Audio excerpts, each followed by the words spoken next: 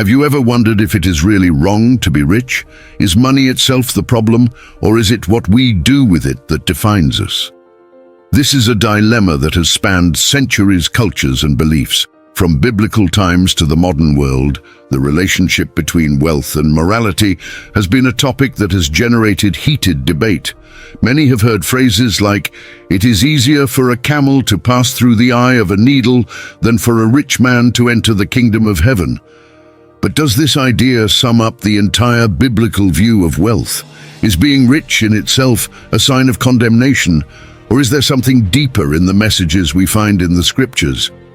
These questions intrigue not only those who seek to understand their faith, but also those who look at society around them and wonder about the great fortunes that dominate the current scenario.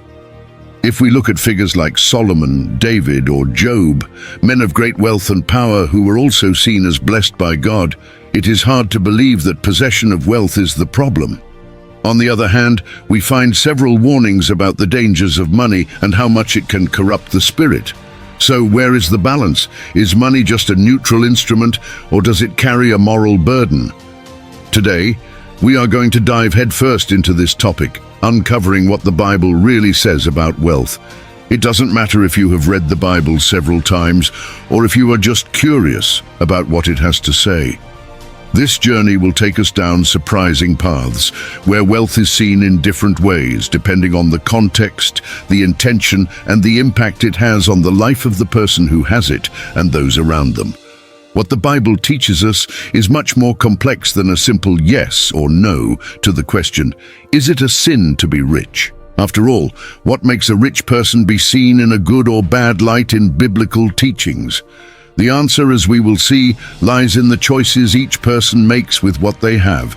Is wealth a blessing or a trap? Can we see money as a means to do good, or does it inevitably lead to greed and selfishness? Stay until the end to find out how this dilemma can affect our own lives, even if we are not among the richest in the world. Because in the end, what the Bible really highlights is the heart of those who possess wealth, and not the wealth itself. First, it is necessary to understand that the scriptures do not condemn money or the possession of material goods. There are several examples of biblical characters who had great wealth and who even so were considered righteous and faithful. Abraham, for example, was blessed with lands and flocks. He was a rich man, but his wealth did not distance him from God. On the contrary, he is considered the father of faith, an example of obedience and humility. The same can be said of Solomon, who received unparalleled wisdom and riches. However, both are examples of how wealth can be a tool to fulfill divine purposes, as long as it is used responsibly and with a sense of duty. On the other hand, the Bible also does not hesitate to warn about the dangers of wealth. Attachment to money, greed, and the unbridled desire for more can lead people away from the path of righteousness. The famous passage that says, "The love of money is the root of all evil," shows us that the problem is not in the possession of wealth, but in how much we allow money to control our lives and our actions. Being rich is not in itself a sin, but what we do with this wealth can lead us down dark or bright paths. Here is the crux of the matter. Wealth can be a powerful instrument for good or evil. In the Bible, Jesus tells the story of the rich young man, a man who followed all the commandments, but hesitated when Jesus asked him to sell everything he had and give it to the poor. The young man's problem was not that he was rich, but that he was attached to what he had. He could not let go of his possessions, showing that money had a power over him. This is one of the great dangers of wealth. It can easily become the center of someone's life, distancing them from deeper and more lasting values. And what about the famous Sermon on the Mount, where Jesus speaks about the poor in spirit and the humble? There he seems to value simplicity, humility, and generosity, as opposed to ostentation and the accumulation of goods. This does not mean that wealth is condemned, but that the focus of life should not be the accumulation of material goods. In other words, wealth can exist, but it should not be the central priority of a person. Another interesting example is that of Job. Job was an extremely wealthy man, but his story teaches us something profound about the relationship between faith and wealth. He lost everything he had, his possessions, his family, his health, but he never lost his faith in God, and in the end, he was blessed again with even greater riches than he had before. Job's story reminds us that wealth is temporary, and that a person's true value lies in his faith and character, not in his possessions. The book of Proverbs also offers several lessons about wealth, often in contrast to poverty. It extols hard work and diligence as ways to achieve prosperity, while also warning against laziness and financial irresponsibility. However, Proverbs also reminds us that true wealth is not measured by what we possess, but by wisdom and integrity. A prosperous life, according to Scripture, is a life lived with purpose and morality, not just a life of accumulating wealth. So where does this leave us? Being rich, according to the Bible, is not a sin. The sin lies in excessive attachment to money, in a lack of generosity, and in the lack of moral purpose in the use of wealth. The question is not how much you have, but what you do with what you have. For many, wealth can be a blessing, an opportunity to do good, to help others, and to live a fulfilling life. For others, it can become a trap, a source of selfishness, greed, and distance from spiritual values.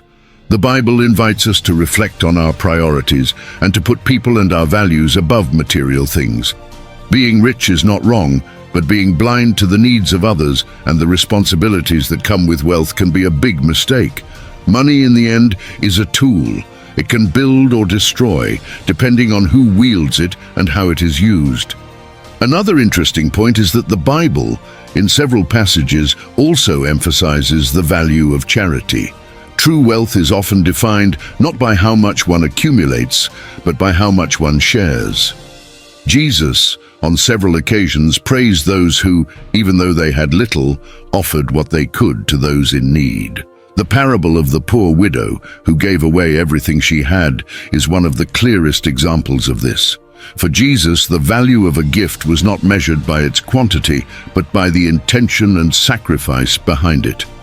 Thus, generosity, regardless of the amount of resources available, is always praised.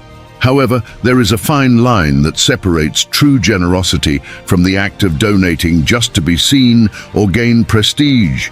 The Bible warns of this danger, showing that the motivation behind our actions is what really matters. Those who give charity just to be recognized by others, according to the Scriptures, have already received their reward in the form of social approval. On the other hand, those who act in silence, without seeking personal glory, accumulate treasures in heaven. This contrast makes it clear that wealth can be a path to good, as long as it is used altruistically and without ulterior motives. Even so, the Bible does not ignore the social inequalities and injustice that often accompany the unbridled accumulation of wealth. In several passages, we find criticism of the rich who exploit the poor, who live in excessive luxury while others go hungry. Isaiah, for example, criticizes those who build large houses and expand their lands, while neglecting justice and equity. These texts suggest that wealth, when acquired unjustly or at the expense of the suffering of others, is viewed with disapproval. True justice, according to the Scriptures, involves sharing, promoting collective well-being, and ensuring that everyone has access to what they need to live with dignity. Finally, what we learn throughout these reflections is that wealth, in itself, is not condemned in the Bible. What matters is how we deal with it.